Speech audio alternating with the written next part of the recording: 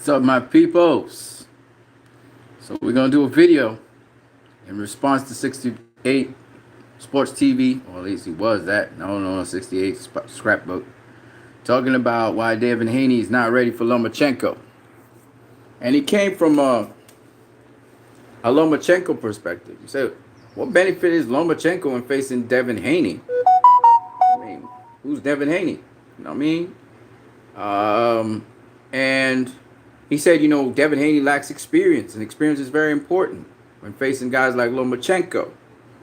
And he's saying, Luke Campbell had experience. Devin Haney doesn't even have a championship. He doesn't have anything. And then shout out to you, Intangible Boxing. Bo, shots fired. Nice stuff. I'm gonna just say what Intangible Boxing said here. I really value Intangible Boxing's comments. Lomachenko either has extreme haters or extreme fanboys. This is true. And I can see how a lot of people in hating Lomachenko will say, yeah, have Devin Haney at him. I get it. Luke Campbell is not a bum. He's not a bum. Anybody saying Luke Campbell's a bum, they don't know what the fuck they talking about. Talking about Luke Campbell is a bum. Who cares about experience? Motherfucker fought Jorge Linares to a split decision. I didn't think it was a split decision, but So and he put up a good performance against Lomachenko. When I'm talking about Lomachenko, I'm coming from a boxing perspective, and I've said and I maintain Devin Haney,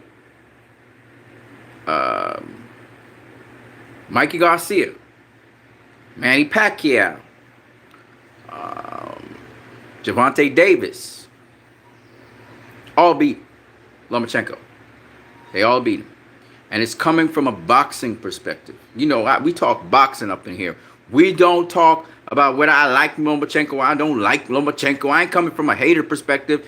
Some people are talking about the Kovalev-Canelo thing because they don't like Canelo. So they saying Lomachenko will hit him with the right, hit him with the left. And I'm like, what the fuck are you talking about? Canelo got defense. They don't understand that. So it doesn't matter. It goes over their heads. With Lomachenko, I try to explain to people what he does in the ring. What his bread and butter is. Shout out to you, Tommy Temper. Man, I haven't been able to hook up with you guys yet. But if you guys are doing any kind of hangout or stuff, let me know. Right? Notice I have not spoken anything about certain fights. And there's a reason I don't speak about those fights. Because I still think and I maintain that those fights were shit fights. So I'm not talking about them over the weekend. Alright? I'm not going to talk about no shit fight over the weekend. Y'all want me to talk about it? Y'all can ask me in the comments what you think about it. And I'm going to say very briefly what I think about it.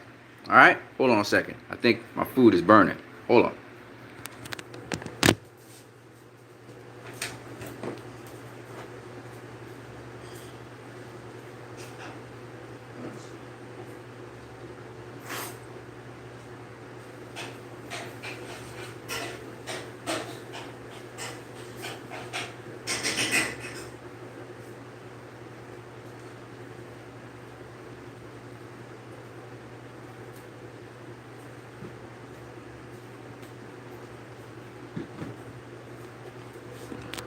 Sorry about that, but I had to step away for a minute. As you can tell, I was exercising a bit. That's why I'm bareback and shit. Can you guys see me? Okay, there we are. You guys can see me? All right, so we're going back to what it is. I see you guys want to talk about a lot of stuff, so I'm getting in one. Yeah, man, I want you on my hangouts maybe later today. Okay, man, I'm gonna try to do that because I'm gonna have time today. I still have to go out and do some turns, but I'm gonna have some time today. But most days I'm very busy. But life is like that. So going back to this discussion about, and please contribute to the discussion, Tommy Temper. Get the smoke, all you guys, man. You guys are fun to talk with. So 68 Scrapbook, aka 68 Sports TV. Cool. Can we do tomorrow if that suits better? Tomorrow I gotta make some turns, bro. Today's my day off. Yesterday was a busy day too. Tomorrow I gotta be all over the place, unless I got a data plan, and I ain't got no data plan right now. I'm basically using the internet at home. But we'll see what happens, right? If we can do it later on today, that'd be great.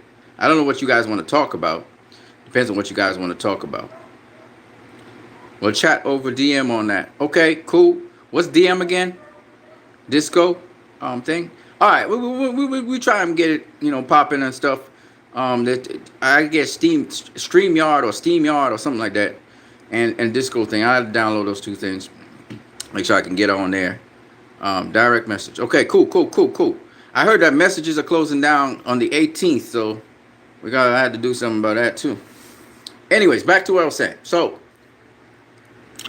Lomachenko, right, is a damn good fighter, and he did very well in the amateurs.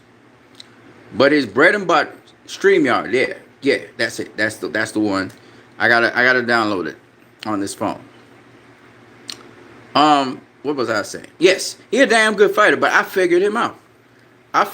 Folks. I know what his bread and butter for entering and his approach to entering is.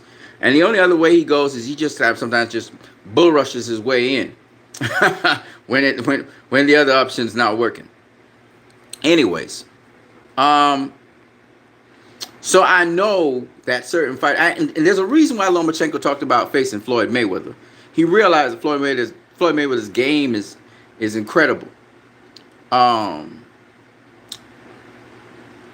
Tommy Temper says StreamYard must be hosted on a PC. That's the problem. All right, man. Well, I'm not going to be hosting StreamYard, so it's not a problem for me. I'm on a phone. I wish they would get these things adapted to mobile devices, though. They need to do that. Maybe we can find a program that works with mobile devices. We'll see. We'll work it out. What was I saying? So,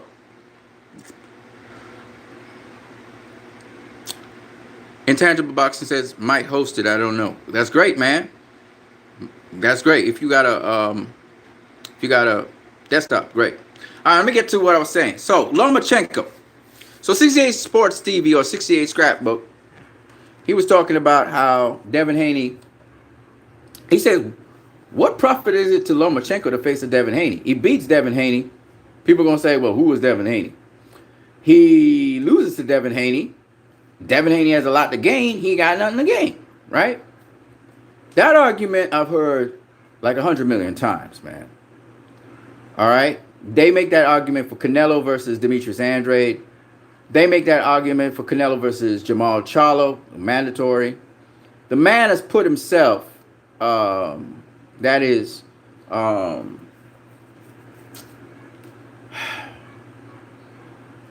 fuck, my name, I just forgot the kid's name. That's really weird. But Devin Haney, that's his name. Devin Haney has put himself in a position to be the mandatory for the WBC belt that Lomachenko has. So when 68 Scrapbook says, what profit is it to Lomachenko? I don't give a fuck. Devin Haney has put himself in a fucking position to face Lomachenko. Now he goes on to say, well, if Lomachenko beats him in devastating fashion, it's gonna hurt Devin Haney's career. I don't give a fuck. If Devin Haney want to face Lomachenko, let him face fucking Lomachenko. But he is the fucking mandatory. He put himself in that position. Okay? Teofimo Lopez is about to fight for a championship fight. If he wins that fucking championship fight, he's going to be a champion. And he's going to have that belt that Lomachenko wants. So, I've been consistent throughout my fucking time on YouTube. I never stop motherfuckers from facing other motherfuckers. Right? I said about Jamal Charlo versus Canelo, I would prefer Canelo faces Demetrius Andrade. The reason being, Canelo said, Canelo, not me. And a lot of people, including this channel, what's the name of the channel that I really fuck with? Forgot the name of the channel right now. Champions, something Champ Side, I think it's called. The dude reflected the same thing I've been saying. Canelo said early in the year, he wants to get all the fucking belts. Then he changed his mind. Okay? So I was like, Demetrius Andrade's right in front of you, motherfucker. Why are you not facing him? Right? My argument has been sound and it's been consistent. If Canelo want to face Jamal Charlo, I ain't stopping him. You know, Jamal Charlo has all right to say that he wanted to face Canelo. Now, what they did, the WBC, was they took away that mandatory status of Jamal Charlo. They made him a regular champion. They made Canelo something else. All right? So they took that away. Just like how they took away from Keith Thurman the mandatory position with Floyd Mayweather. So I'm not really mad at it because he's no longer a mandatory. There's nothing I can do about that. But Demetrius Andrews is still out there at 160. Canelo has unfinished business at 160. I'm just saying. Now I know he already done showed us he could beat the best. He beat Gennady Golovkin. He beat Miguel fucking Cotto. And then he beat Danny Jacobs. That should be enough. No doubt. I'm just saying. He said. See, this is the thing about it. When you say something, back your shit up. He said he wanted all the belts. So I'm just going with what he said. Next thing I know, he trying to face Sergey Kovalev at 175. Which we know is a fucking gimme fight. And don't get me started on Tyson Fury versus Otto Wallen.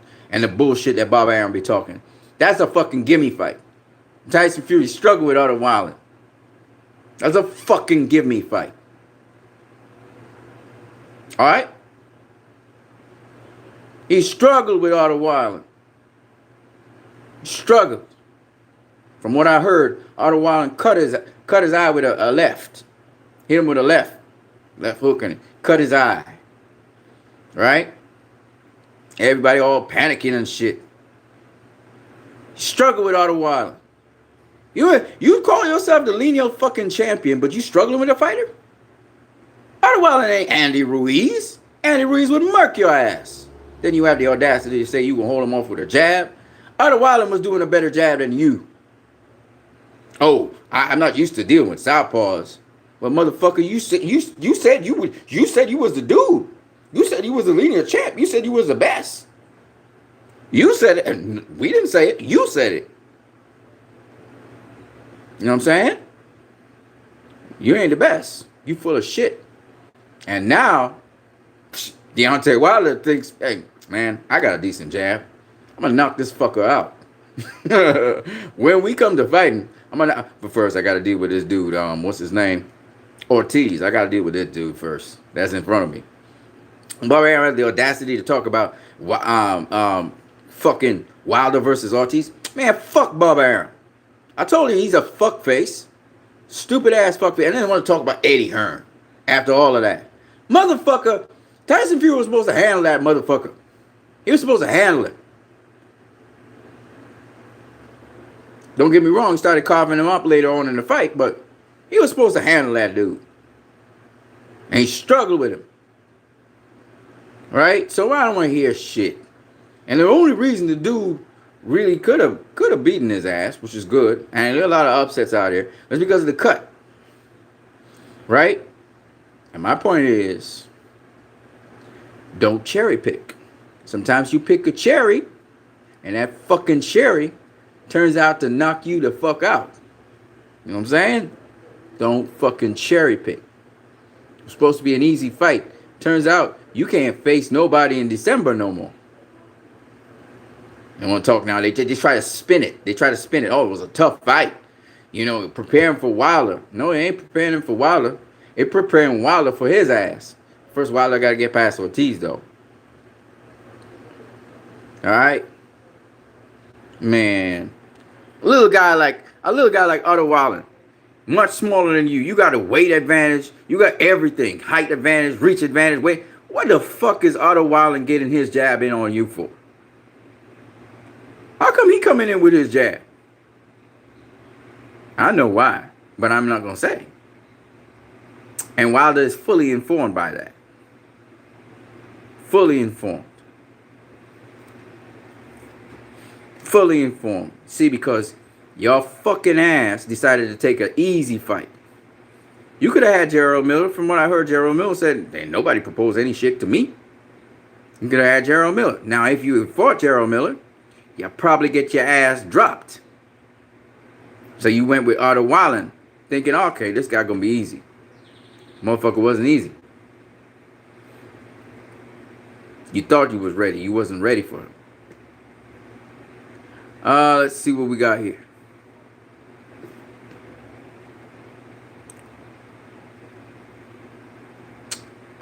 Devin Haney is the mandatory, says Intangible Boxing. We got to see Devin Haney versus Teofimo Lopez for Undisputed. Why? He's the mandatory to Lomachenko. Teofimo Lopez is not a mandatory. He going to be, if he beats Richard Comey, if he beats Richard Comey, that's the first thing. We don't know if he's going to beat Richard Comey. But let's say he does. Then he will be the, what? The IBF champion or something like that? I mean, Lomachenko's talking about going down to super featherweight. You know? And here's the funny thing. 68 Scrapbook says, but Gervonta Davis, now he's a good guy for Lomachenko. I'm looking at him like, motherfucker, Devin Haney was handling Gervonta Davis in sparring. Do you even know that? Do you know that Devin Haney was handling his own against Floyd Mayweather? Who the fuck? I mean, 68. Come on, 68 Scrapbook. Come on, 68 Scrapbook. Did you see how Devin Haney handled that Russian dude, Abdullah? Broke his fucking cheek orbit, his eye orbital, man. What the fuck? Do you even understand what this dude can do? He make it look so easy. And I researched Abdullah. Abdullah beat Hank Lundy, right? And Sparrow, Avery Sparrow, who was supposed to face my dude Ryan Garcia. He most recently beat Hank Lundy. Right? And Hank Lundy is a step up, a big step up with these guys. He's a journeyman now, but he's a big step up. Remember, they were prospects. Now Devin Haney is no longer a prospect. He is a contender, like Luke fucking Campbell, except Luke Campbell's a step above him. He's a contender titleist, a titleist contender, right? He's fought for world title twice. And if Devin Haney faces Luke Campbell, this is just boxing. I'm just talking boxing. He beats his ass. He beats his ass bad. Okay? Because Devin Haney shows us many different facets. Right? Many different facets. A bad motherfucker. If Devin Haney goes up against Teofimo Lopez, he's going to beat Teofimo Lopez. He will beat him. I ain't asking you. All right? So, I mean, this is just boxing. This is just straight boxing I'm talking. I'm not trying to be like, how do I say it? I'm not trying to be a fanboy right now. You know, I just watch how Devin Haney approached things, and that is Mayweather-like. That's like Pretty Boy Floyd right there. That's like Sugar Ray Leonard right there. He remind me of Leonard, Floyd, Roy Jones Jr. Not so much Pernell Whitaker. Whitaker had a different style. All right? Gervonta Davis. The motherfucker fights like something like Davis. It's cat-like. Quick. Agile. Fundamentals on point. The jab was on point. That motherfucker is bad. If y'all ain't, and he's a big motherfucker. He can hardly make lightweight now. So he has to either face Lomachenko in the next two fights. Otherwise, he's gone. He got to get a world title because he can't stay in the lightweight division. And he never going to have another chance against Lomachenko. You see? So when 68 Scrapbook's talking, I wonder, you know, you panicking? What the fuck? I'm talking about Lomachenko. It don't benefit Lomachenko. Listen, man. Devin Haney's going to be. He's going to be an all-time great. He's going to be a Hall of Famer. He's going to be a superstar in boxing. Catch him early.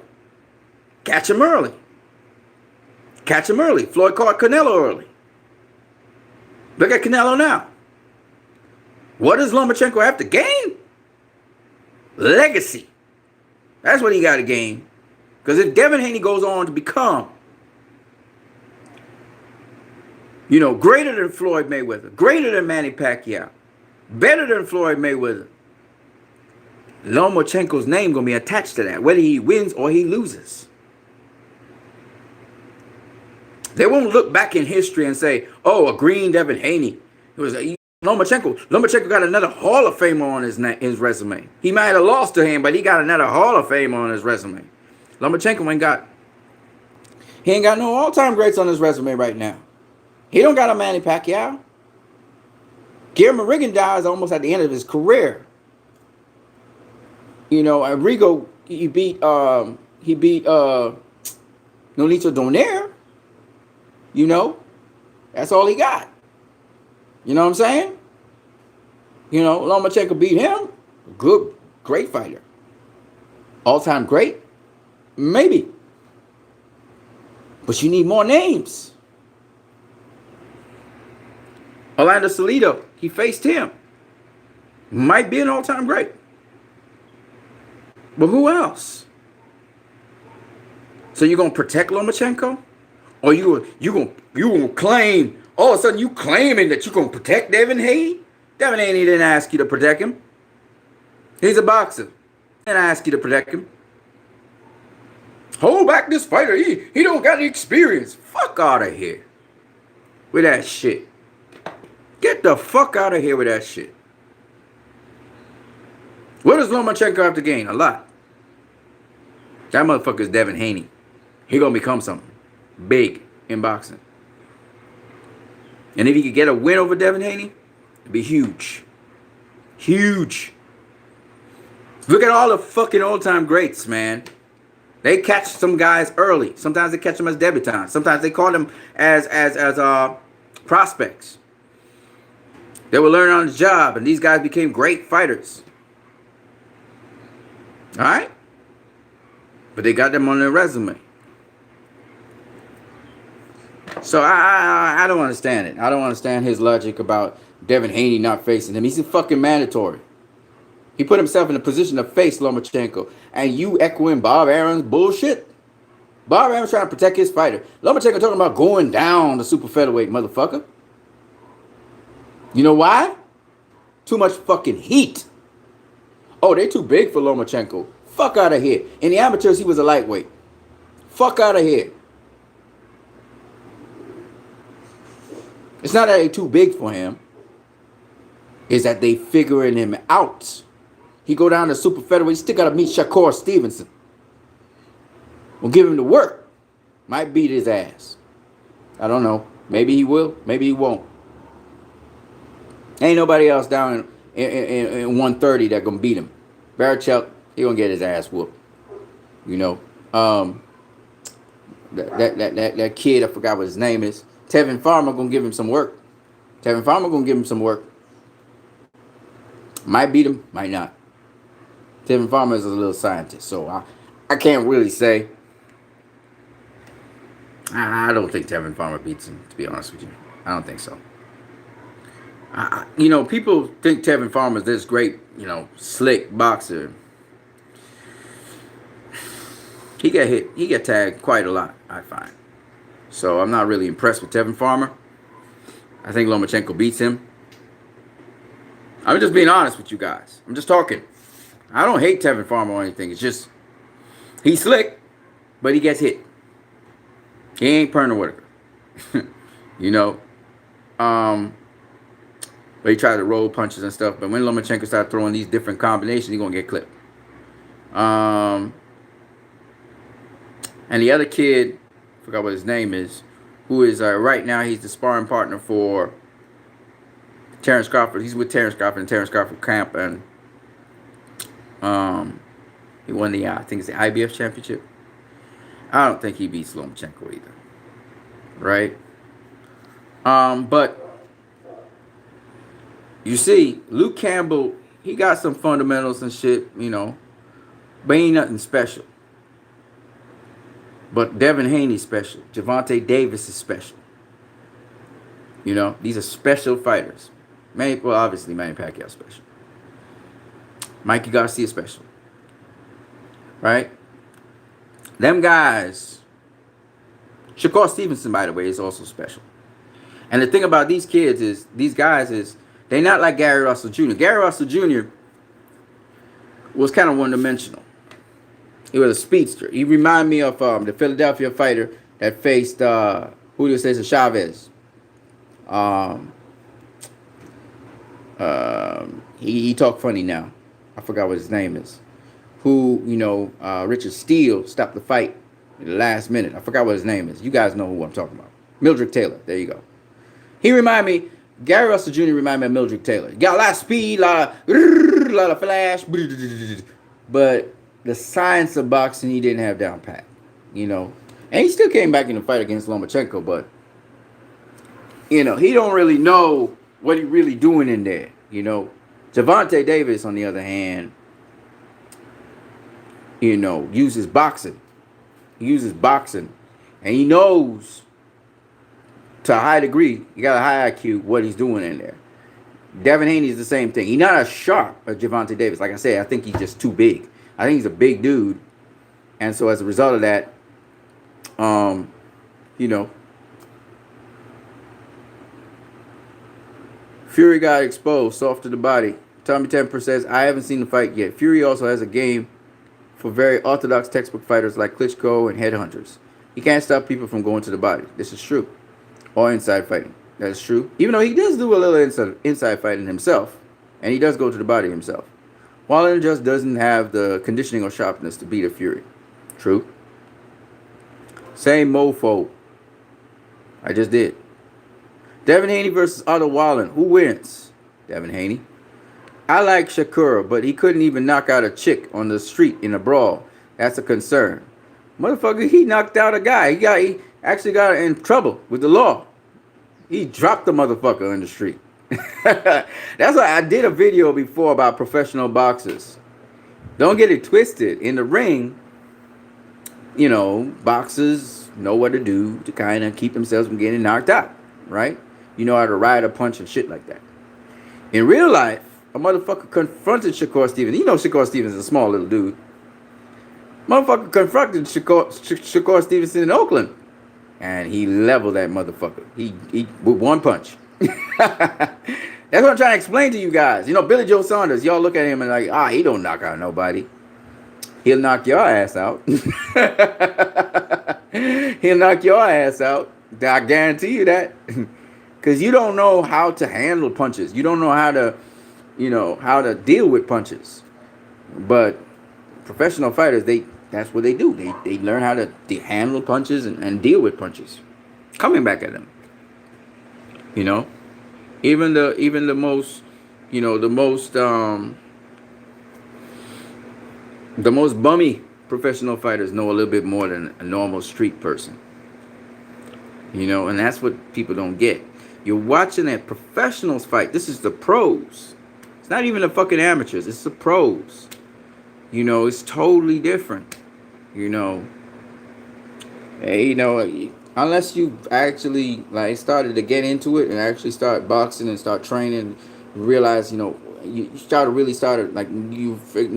figure out how to do things. You begin to realize just how how people in real life can get stopped real quick.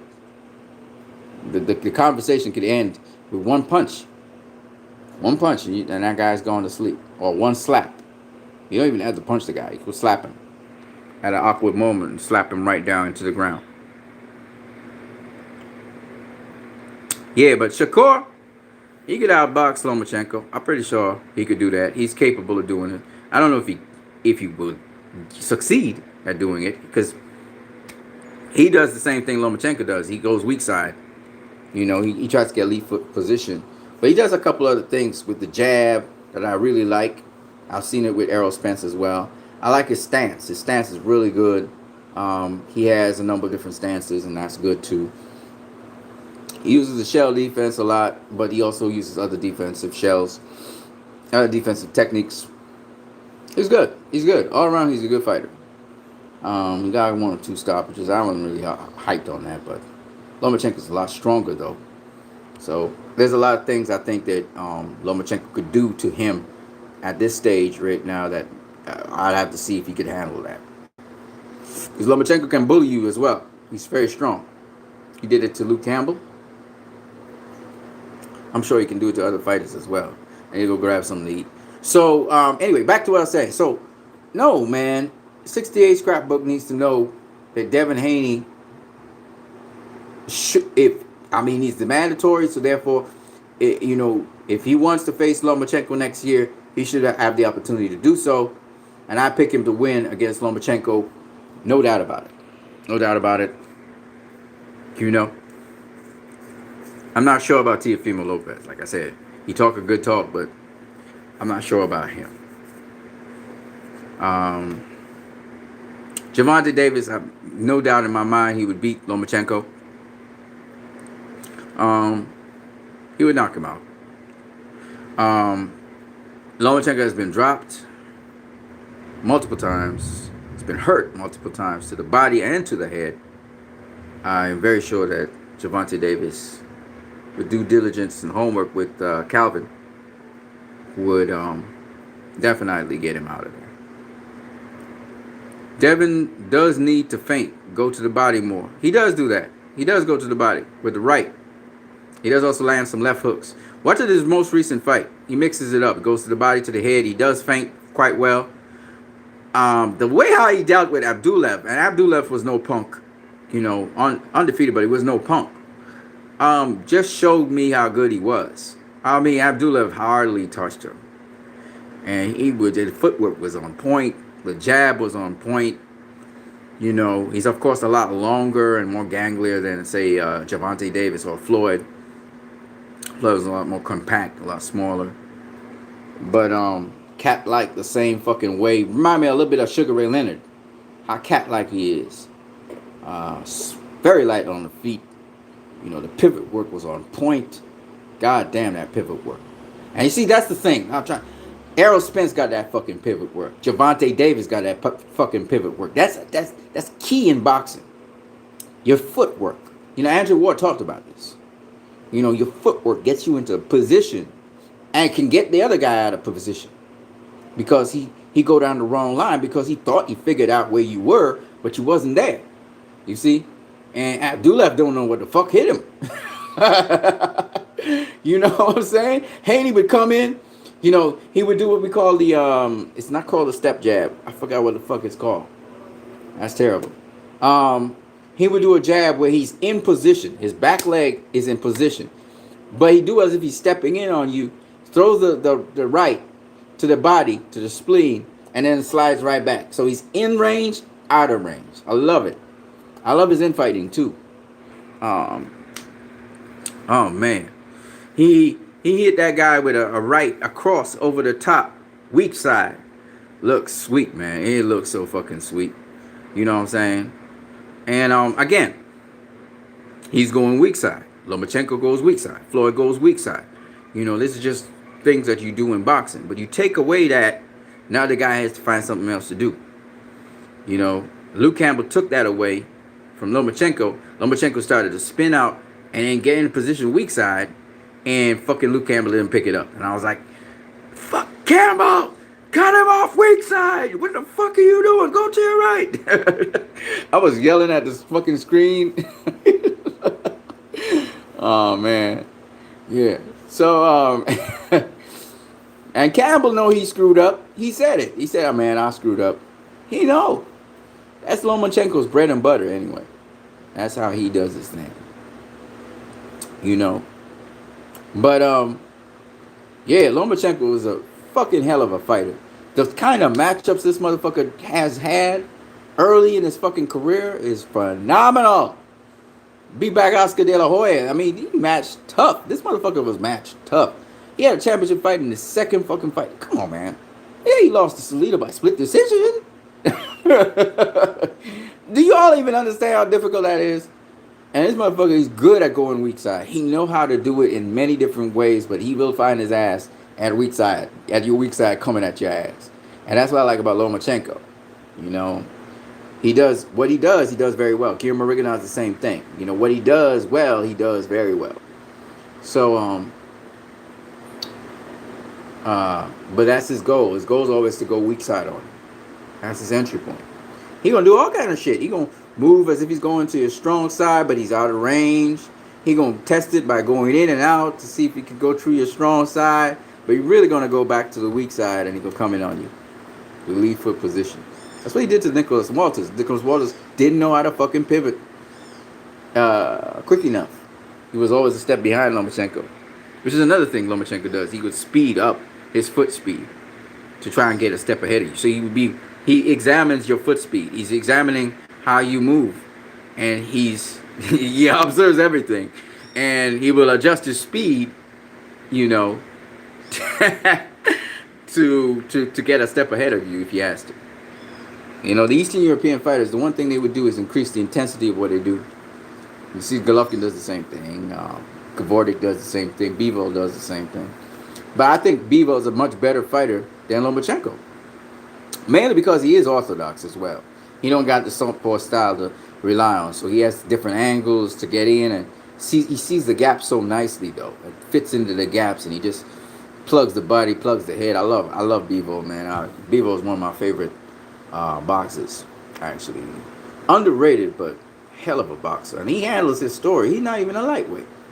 Anyway, back to what I was saying. So, 68, scrapbook, you can't say them things. I understand where you're trying to come from. You can't say that. Especially the dude's a mandatory. He put himself in a position to face Lomachenko, right? And here's the thing. Here's the thing, right? Lomachenko, you're saying, has nothing to gain by facing Devin Haney. It'll be like a stay busy fight. That's what you say. Then Tyson Fury ain't got nothing to gain by facing Otto Wallen. But they spun that shit. The media spun that shit to say, oh, he just preparing for Deontay Wilder. If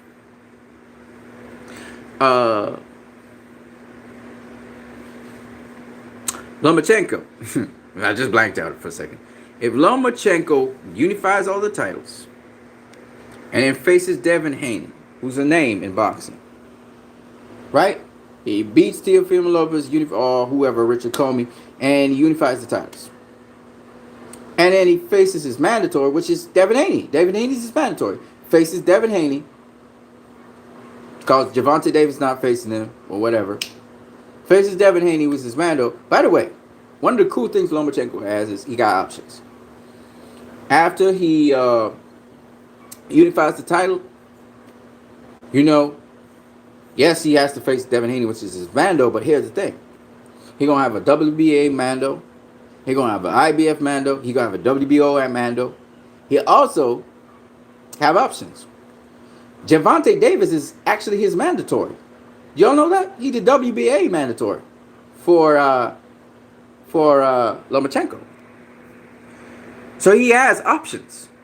And Gervonta Davis is the mandatory for Lomachenko before Devin Haney was the mando. And Lomachenko wants to face Gervonta Davis. So I'm just saying that given that situation, we know that Lomachenko's not going to face Gervonta Davis next. Even though he wants to. He's going to have to face the winner of Teofimo Lopez and Richard Comey next.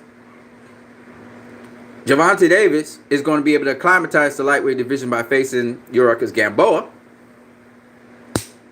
And then after that, he can face Lomachenko. And he wants to face Lomachenko. So that sounds good. Devin Haney wants to beat Gervonta Davis to facing Lomachenko. Because Devin Haney wanted to be the one to beat him. See? So that's what Devin Haney put himself in a position, a mandatory position. But obviously Gervonta Davis is the more decorated guy. So he might get the shot before Devin Haney. But the point is, and then Manny Pacquiao. Manny Pacquiao won a piece of Lomachenko too. So Lomachenko is in a pretty nice position, if you ask me. He's in a sweet position where finally, after all these years of not really making much money, he has put himself in a position based on his resume, based on how his pound-for-pound status, he's put himself in a position where he got guys from outside his Division I in the fight to face him. Mikey Garcia don't look like he's interested in that, which is sad. But Manny Pacquiao interested, and his team, right? Then guess what? You got some young guns coming up. Teofimo Lopez. You got Devin Haney. You know, Gervonta Davis. He's interested. At least his coach Calvin. Coach Calvin wants that fight. You know what I'm saying? So, you know, it's a win-win for Lomachenko. He could become. It don't matter win, lose or draw. He put himself in a financial position. He's going to put himself in a financial position, that is, to really make some good money. And I'm happy for him. You know what I mean? But at the end of the day, you know, obviously Lomachenko will want Gervonta Davis over Devin Haney. Right? It's a bigger name, obviously. If he gets Pacquiao, he would. I think he would want to face Pacquiao. I don't see why he wouldn't want to face Pacquiao. I mean, he doesn't seem so excited. I don't really hear him talking about Pacquiao that much. Pacquiao's not really on his lips. Pacquiao probably gonna face Mikey Garcia anyway, so it is what it is. But those are the names. I told you guys, these are the guys that will beat Lomachenko. They will. They'll beat him. I truly believe that. Based on styles. Styles make fights, right? And my argument is simply this, because I have an argument. Lomachenko is a mid-range fighter. Pacquiao does it better than Lomachenko in mid-range, and he's a little bit unorthodox, which is going to offset Lomachenko. That's why I say Pacquiao beats him. Gervonta Davis can fight on the inside, mid-range, and outside. And he doesn't just knock out fighters. He's got skills. That's what he's using. The fighters are not on his level, so he dusts them off, but he got skills. And the fighter was supposed to carry him rounds, just like the fighter was supposed to carry Devin Haney rounds, which was Abdullah, and the other guy was supposed to carry Gervonta Davis rounds. Gervonta Davis got him out of there real quick, and Devin Haney got the other guy out of there in 4 rounds, right? So it is what it is. Again, showing just the level that Devin Haney is and the level that Gervonta Davis is. And Gervonta Davis, obviously, having faced the dude that fought this weekend from Puerto Rico, I can't remember his name for nothing, dusted him. He dusted him in 7 rounds. Right? Showing the level that Gervonta Davis is. What level he's at. That showed us something. And Devin Haney hasn't had really a marquee name like that yet. But I would love to see Devin Haney versus Luke Campbell. That's a good fight. He's going to dust Luke Campbell, though. He's going to dust him. He's going to beat him comprehensively. And Luke Campbell is a dog. He got grit, boy. He's a dog, but his skills are kind of limited. He got limited skills, I realize. He can only fight on the outside. He do a little infighting, but he really is an outboxer. He can't do nothing in the mid-range. Can't do nothing on the inside. He could do a little something on the inside, but, I mean, not really. You can't do that against Devin Haney, man. Just can't. So, that's where I'm coming from a boxing perspective. When I talk about Canelo and why he beat Sergey Kovalev, I'm talking from a boxing perspective. I'm not talking from nothing else. I ain't trying to be like, oh, Sergey could land this punch. That's a chance. That's once in a lifetime. He got a perfectly timed punch that Canelo ain't see coming. And once Kovalev is throwing that hard right, Canelo gonna see it coming. Because he got defense. The man is trained to do this shit. Okay? He trained to ride punches. He trained to roll fucking punches. He trained to block punches. He trained to slip punches. He trained to bob and weave from fucking punches. He trained to dip from punches. He trained to slip and slide from fucking punches. I mean, this guy does it all. So what the fuck are you talking about? Kovalev gonna hit Canelo flush. That's not happening. That's called a puncher's chance, ladies and gentlemen. Oh, Canelo's been hit with a jab by Gennady Golovkin. Not no power jab. Probing jabs. Yes. He allowed Golovkin to do it because he's a fucking counterpuncher. What do you think? He want to goad him into throwing something. That's what Anthony Yarde did to Sergey Kovalev. He tried to goad his ass into throwing a punch. And Sergey Kovalev going to fall for it. And then Canelo will just kill him to the body. It's going to be a massacre. Intangible Boxing says, Teofimo Lopez is like a poor man's Shane Mosley. Oh my God, that is such a vivid. I can see it. Oh my God. Kind of.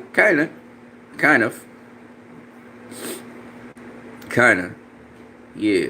I think Teofimo got caught up in his power, and how he was just overwhelming fighters. He got good skills, don't get me wrong, but a recent fight he had with the Japanese kid brought him down to earth a little bit. And he got good skills though. He's athletic and stuff. But you just have to work on certain things in this game. You can't just defend on the shell. And a lot of these guys, they depend on the shell, but they don't move. They don't respect distance.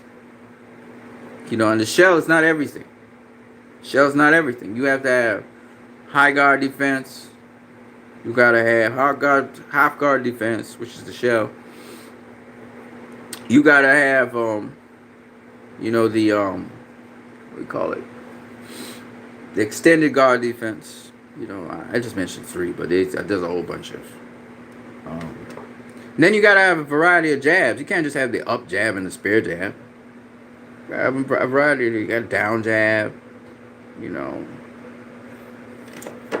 it's just a whole bunch of jabs. Power jab, step jab, all that. Probing jab, all those things you need to have. So, you know, Teofimo got a ways to go. But he talked. He and his dad really talk a talk, man. Them New Yorkers know how to talk. That's one thing they know how to do. They can talk up a storm. When it comes to actually backing that shit up, not really. You know, but they can talk, boy. So that's what I got to say about that. The other thing he was talking about was 68 Scrapbook was talking about, which I do not agree with, is that Eddie Hearn is trying to move Devin Haney along too fast, but it's not him. Devin Haney is the one, and it's not a risk. You know, they're saying Eddie Hearn's risking. Listen, man, the fighter and his manager is what moves him along, and his promoter, right? The fighter asked for certain fights. Devin Haney did a big step-up fight against Abdullah, and he passed with flying colors. All right, Abdullah and him was the two guys to compete for the eliminator. All right, the interim championship eliminator. Yes, he has 20 fights. That's true. 20 fights. He's fought in Mexico, of all places, the toughest place to fight. And he fought in Mexico. So I mean, for the people who'd be talking about Devin Haney ready for Lomachenko, and come on, man, he ready, okay? And he put himself in a position to be ready. And the same thing is going to go for Teofimo Lopez if he beats Richard Comey. I don't know if he's going to beat him, but we'll see. If he beats Richard Comey, great. But he gets caught with that overhand right a little too much. Richard Comey's bread and butter is the overhand right. So we gotta see how that fight gonna turn out. And then he was talking about, he don't think he might be ready for Richard Comey. And Richard Comey was, ready or not, motherfucker, here I come. So it is what it is. So Richard Comey might win that fight. So it is what it is. But at the end of the day, we got Gervonta Davis, who is in a mandatory position. We got Devin Haney, who's in a mandatory position. We got Richard Comey, Teofimo Lopez, who, if Teofimo Lopez could beat Richard Comey, it's an if. But if he could beat Richard Comey, he puts himself in a position to face Lomachenko. He's going to have three young guns, one to face Lomachenko. All right? And Lomachenko now talking about going down to super featherweight. So when all the fucking sharks start coming in looking for blood, this is when this motherfucker want to go back down in weight. I'm just saying.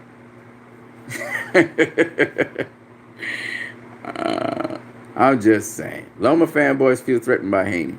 Heard one say he needs to stop weight bullying and fight a guy his size like Spence.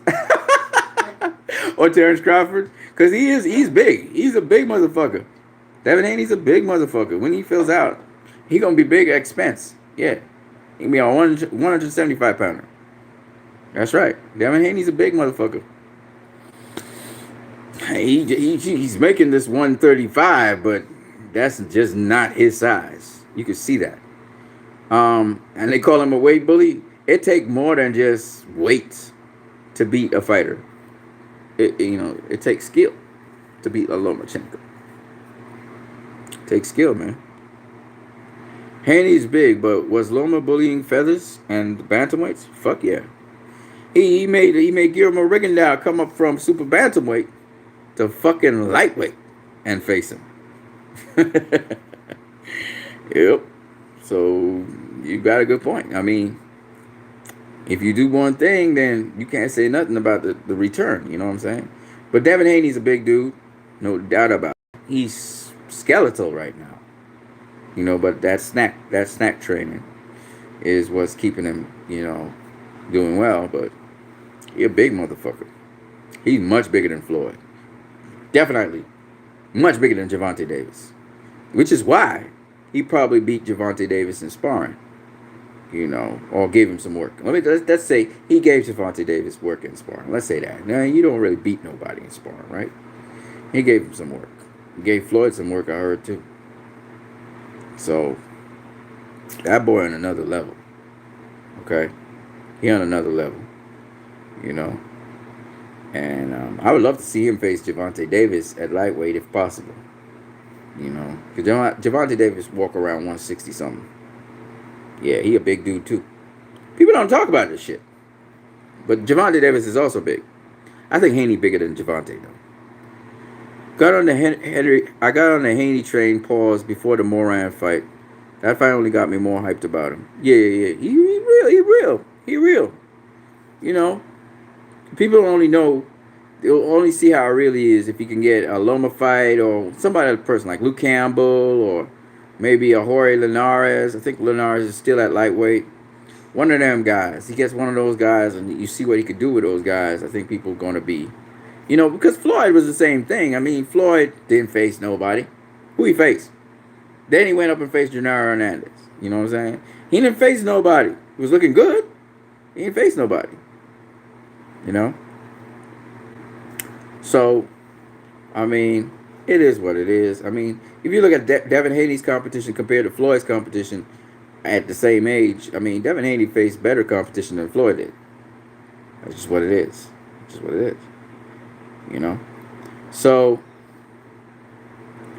you know, it is what it is. We'll see how things pan out with Devin Haney and Gervonta Davis and Lomachenko and Teofimo Lopez and Richard Comey.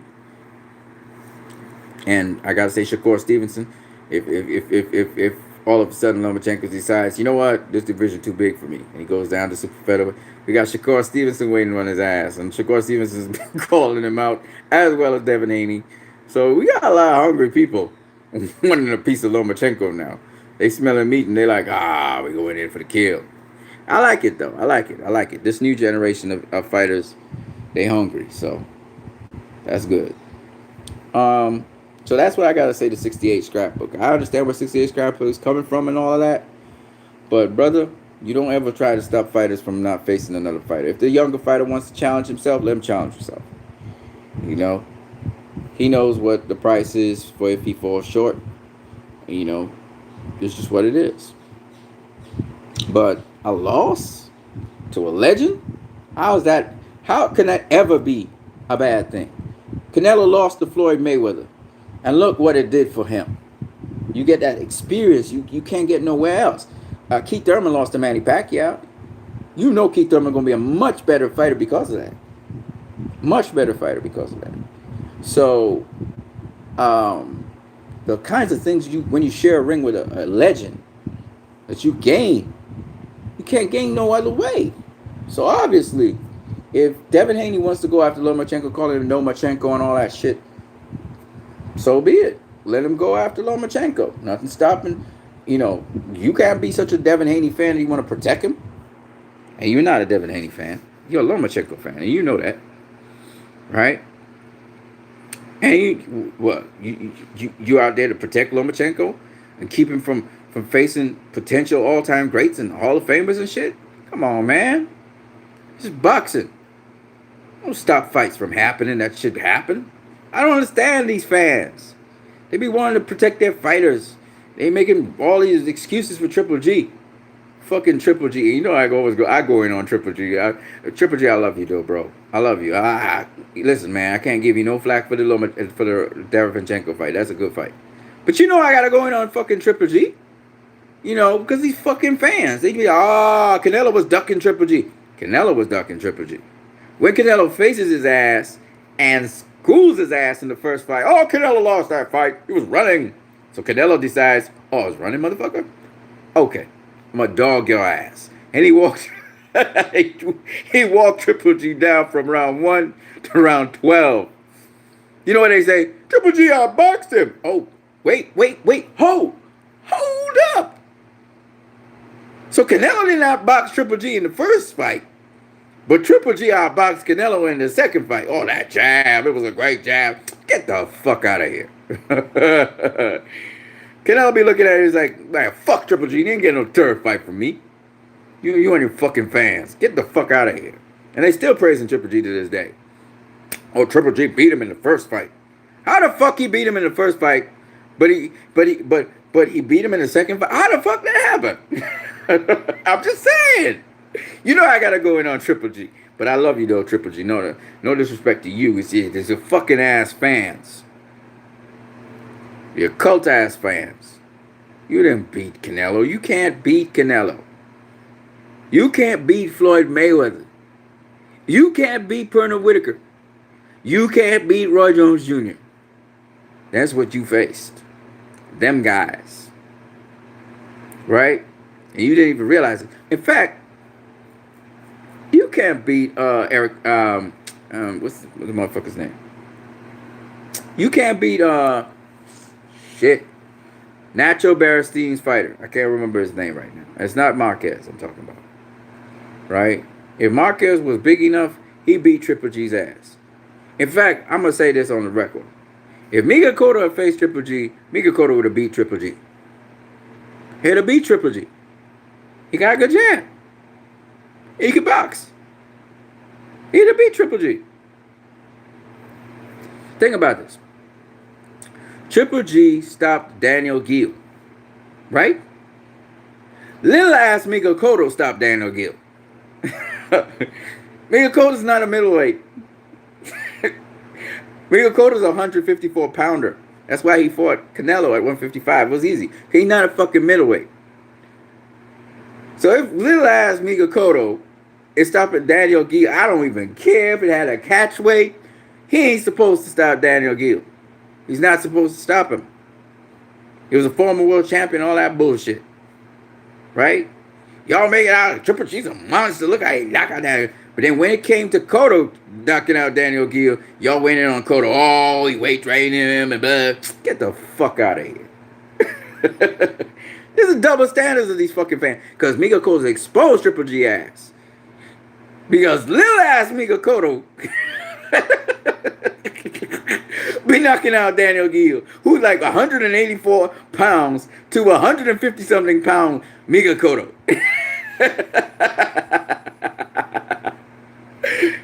Drop him with a body shot of that. And the fight didn't even go long. I think the fight went 4 rounds. Some shit like that. And don't tell me Daniel Gill was weight drained. Weight drain means you actually become weight drained later on in the fight. Not early in the fight. You know what I'm saying? It depends on how badly you were dehydrated, but nonetheless, I digress. Haney got to be like Mayorga in the Loma press conference, so everyone turns against him. Yeah, he got to play the villain part. Lomachenko. He started doing it. He started making some noise. Mayweather said Cotto has a career-ending power. Yeah. Cotto can punch. And on top of that, he a bit rough and rugged. He do some rough house tactics. Cotto's he uses shins and shit.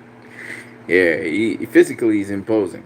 And the thing about Cotto is he's so fucking meticulous with those body punches. He's so fucking accurate. You know? He's so accurate. It's the accuracy of his punch and the timing of his fucking punch. That left hook to the body. That really causes guys to wince because he times you. As you just about to throw the punch, he got that liver shut down. Pack. So while you throwing, he gonna throw. You know? Yeah, Cotto bust up Floyd's nose, man.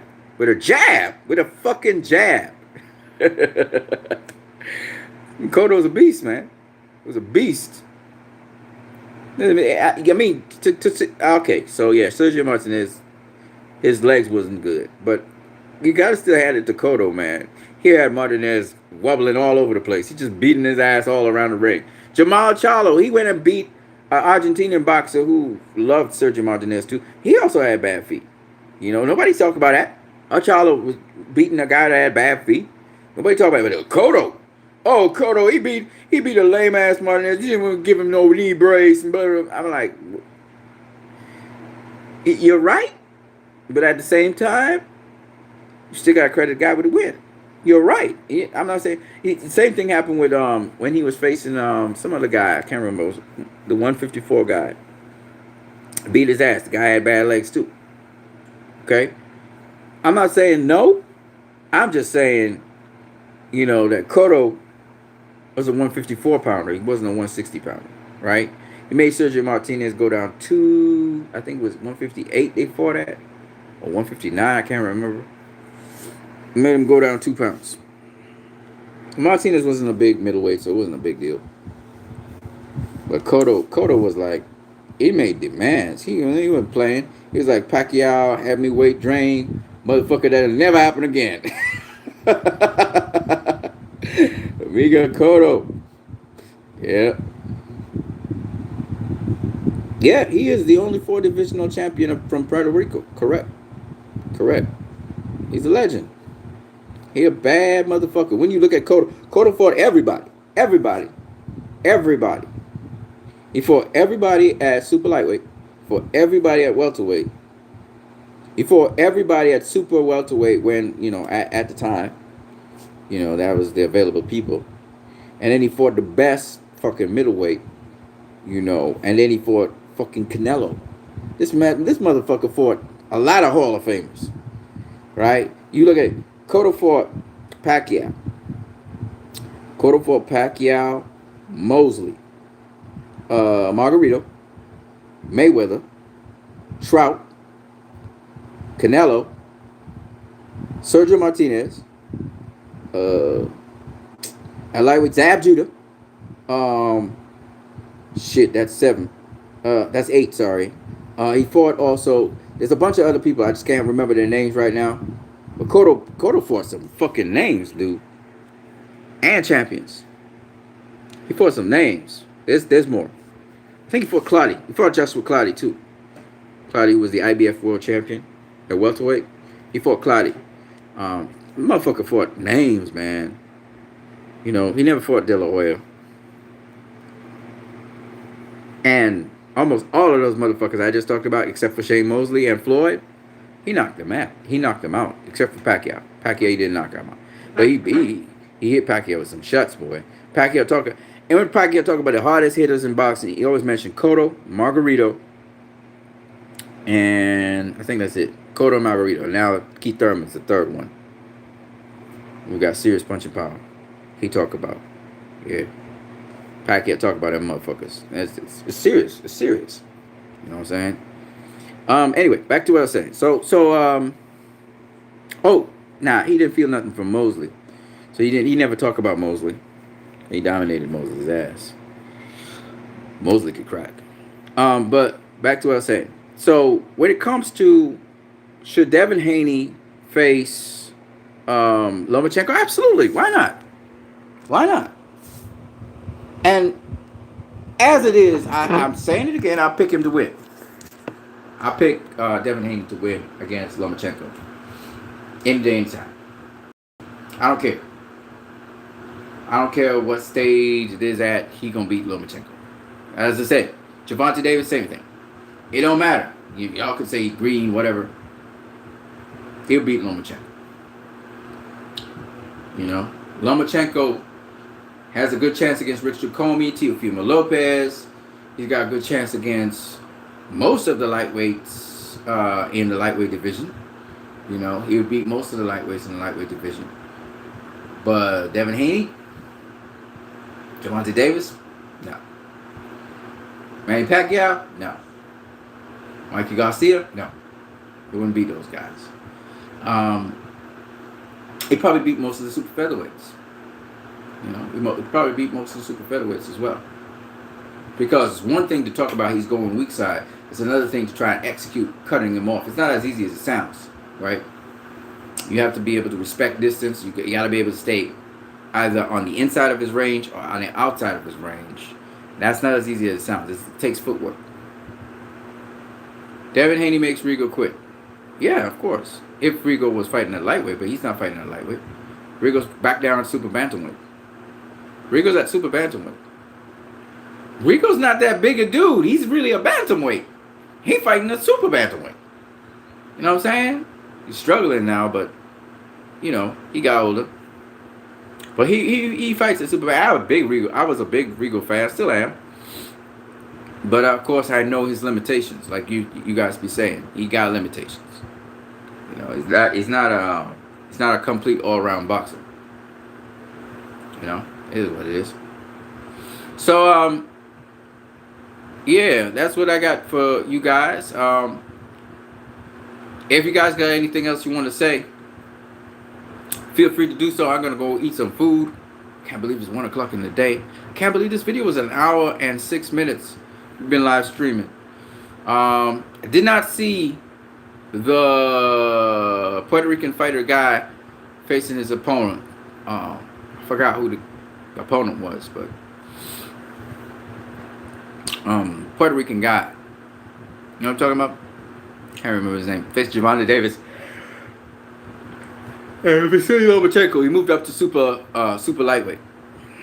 So he was supposed to have a debut in the super lightweight division against an opponent. I forgot what his name is. Pedraza. Sapita beat Pedraza. Oh, snap. Well, there you go. I did not know that. Oh, shit. Well, I gotta go watch that fight anyway. See? That's what I like about these matchups. These matchups, the underdogs are live, motherfuckers. we got some live ass underdogs. Well, that's cool. That's cool. Yeah. Let me go my way. I'm definitely gonna watch those fights. I don't know if I'll watch the Tyson Fury Otto Wallin fight. I might. I think I saw some snippets of some highlights. I might go watch it.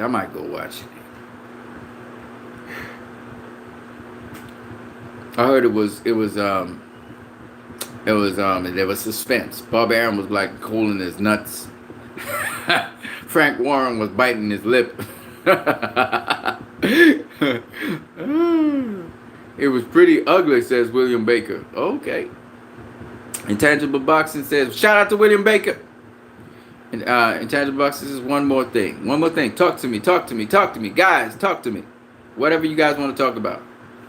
By the way, is this Mayweather versus Pacquiao exhibition fight that Floyd be talking about, is that a real thing? I'm just asking, because I don't know.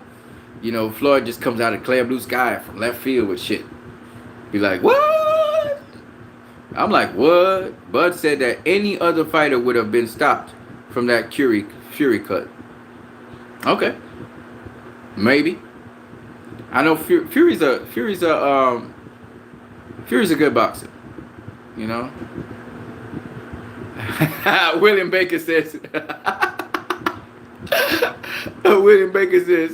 good to see you, dude. And Intangible Boxer says, I don't give a fuck about Floyd. I hear you, bro. I that's funny. I like that. Man, we got so much great skills and great talent coming up, though. Great skills and great talent coming up, you know. But you know, it is what it is. We'll see how things go. So that's about it. I don't think I have anything else to say. I'm shocked that Jorge. Well, I'm not shocked really. I want to see what happened with not Jorge Linares. Jose Pedraza. He got dusted. I guess. I want to watch that fight so I can understand. You said it was bloody. Wow. That must be something. That must have been a good fight. Or not. We'll see. Linares did just get knocked out. Yeah, but he came back and fought a guy in Japan recently, and he got a win. Yeah, he got a win. So, what's something else I wanted to talk about that I just remembered, and I forgot it again. Was in the news. Upcoming fight.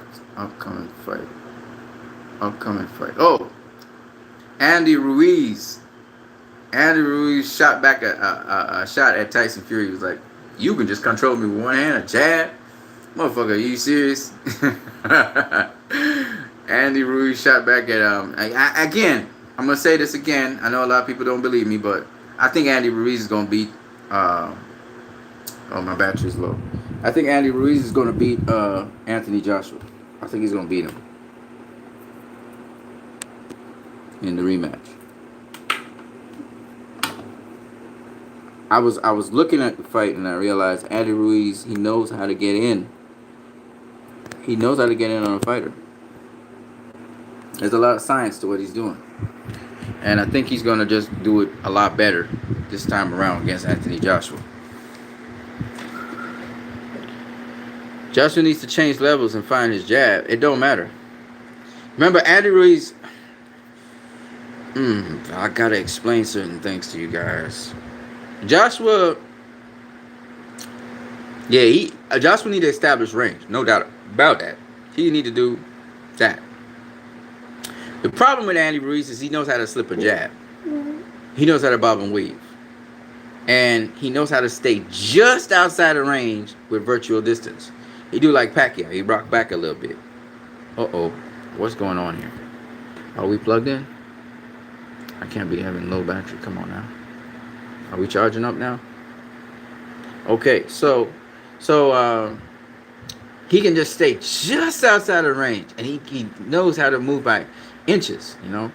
So he'd be just inside your range. If you look at his feet are inside your range, but he can lean back and be just outside your range. And he know how to do that very well. So he's going to get to the inside of Anthony Joshua, no matter what Anthony Joshua try to do. The only thing Joshua can do is pivot. Got to pivot around him. Jab and pivot. And I do a lot of pivot work. He doesn't necessarily have to go backwards, but he has to pivot around Ruiz and use the jab to come forward on him. He was doing a pretty good job in the round 1 and round 2 when he dropped Ruiz and stuff, but Ruiz was still... Oh, what the fuck? Hold on a second, folks. What the fuck is going on here? Okay. All right. Wow.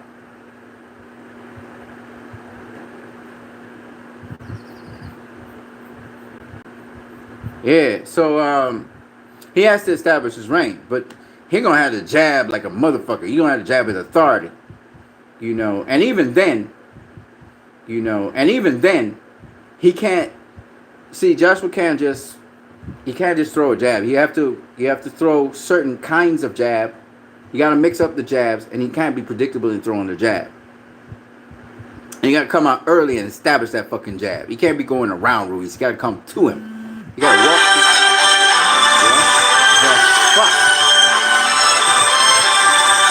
Why you? What the fuck? I'm back. Okay. I just got completely interrupted there, folks. Hey, all kinds of shit happens sometimes. What were we saying now? Yeah, so he had to come out with authoritative jab, and he got to go straight to Ruiz. Got to walk to him immediately. He's got to get Ruiz going on the back foot. You got to push him back from the get-go.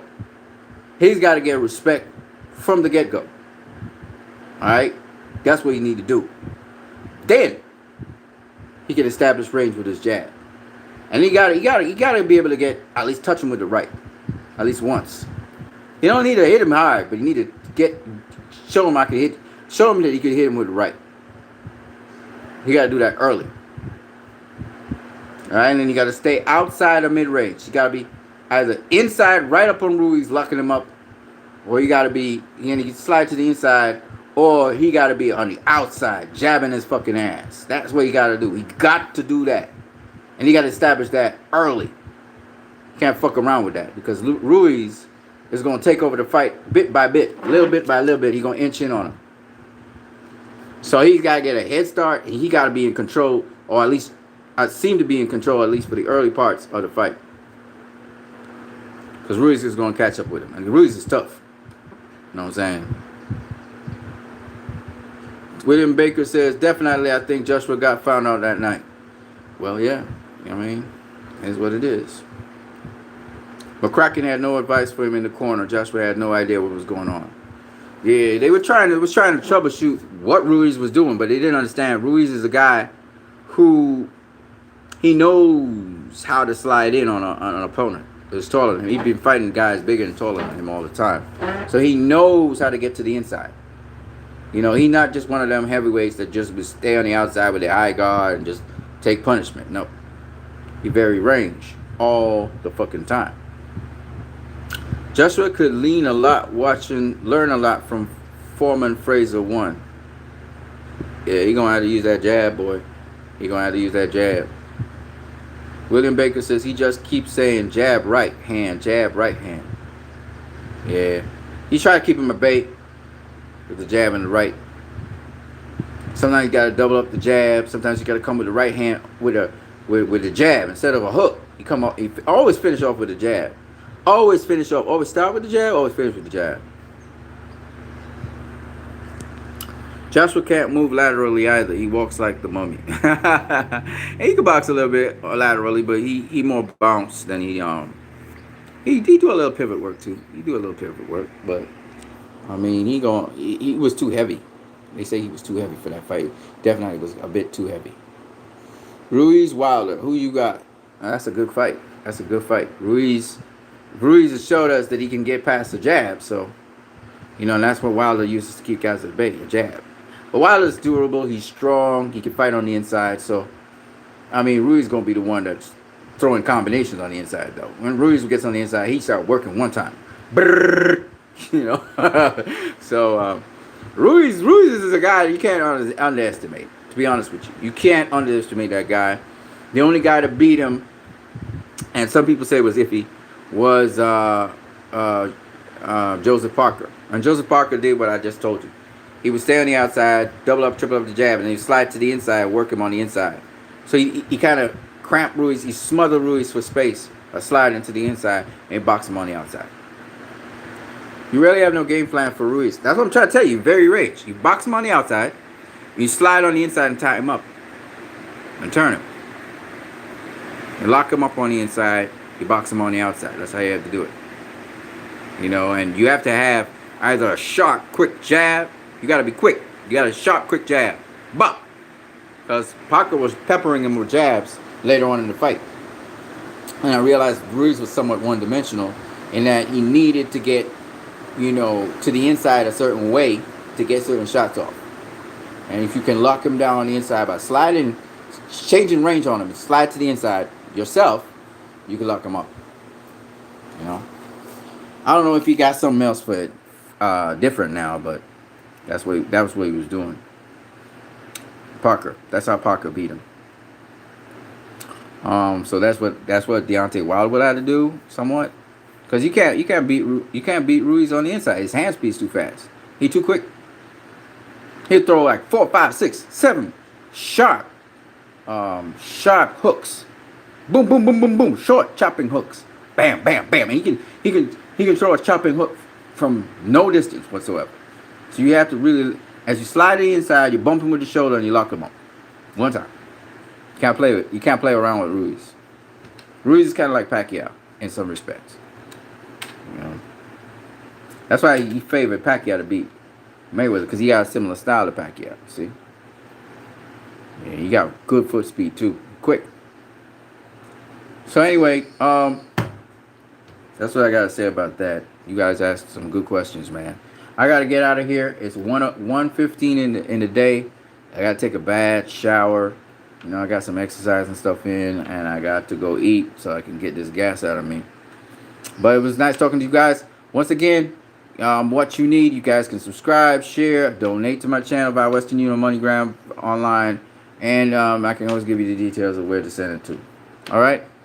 Have a good one, guys, and I'll probably be on a hangout with Tommy Temper and Get This Smoke and all the other guys a little later on today. All right, man. Have a good one. Peace.